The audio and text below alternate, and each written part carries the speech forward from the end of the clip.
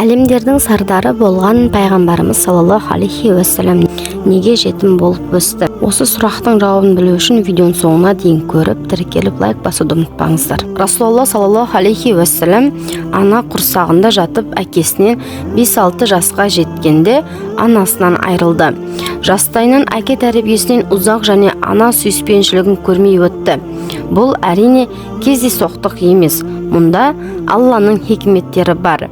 Расулалланың әке анасының немесе атасының ерте қайтыс болуының сырына үңілсек, мұнда әкесі не атасы білім берді, жол көрсетті, бағыт сілтеді деген қауесеттің айтылмауында жатыр.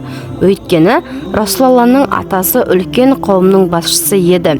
Қажылыққа келген қонақтарды күту, оларға халықтан азық жинап, қажылық маусымы бойынша азықпен қамтамасыз етуді ұйымдастыратын. Сондықтан бұлай ойлау имандылардың ойына келмесе де, дұшпандардың ойына келері нақты. Алайда Алланың хикметі дұшпандарының осындай ойда болуына жол бермей, оны Алланың өзі әке-шешесіз тәрбиеледі. Сондай-ақ атасының ерте қайтыс болуы, хижреттен 3 жыл бұрын Әбу Талибтің исламды қабылдамауы, бұлар да Расулалланың Алладан басқа ешбір тәрбиешісінің болмағанын көрсетеді. Тіпті жастық шағының бір бөлігін өзінің туыстарынан ұзақ, Сағыт ұлдарының ауылында өткізді. Олай болса, Расулалланы біреу оқытты деген сылтау айтуға ешқандай себеп қалмады.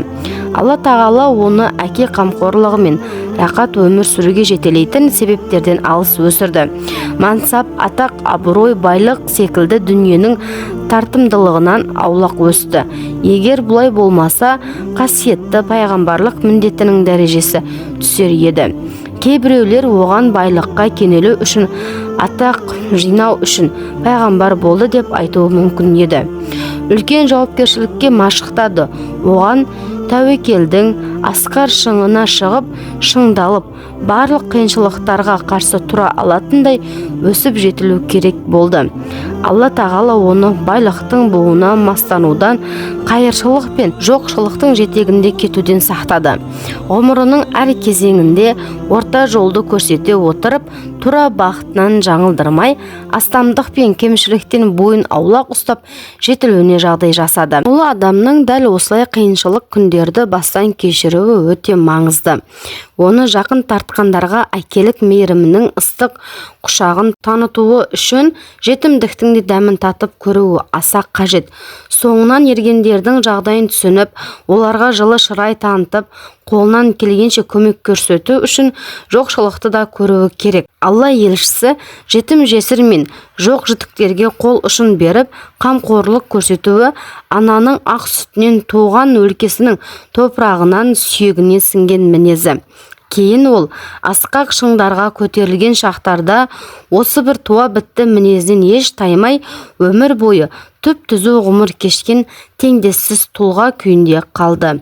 Өмірінде жетім жесірге зекіп қабақ шытып көрмеді.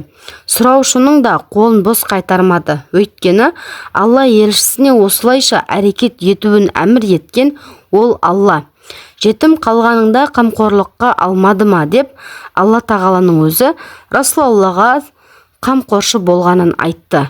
Біздерде әкесі, анасы, тіпті ұстаздарымен қоса бір баланы тәрбиелей алмай жатқанда, Расулалланың жетім өссе де осындай көркем мінезді болуы таң қалдырады.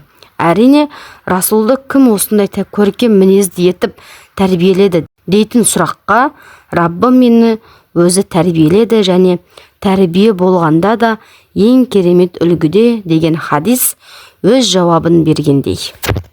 Достар, ақпарат сіздерге ұнады деген үміттемін. Пайдалы болса тіркеліп лайк басып, достарыңызбен бөлісуді ұмытпаңыздар.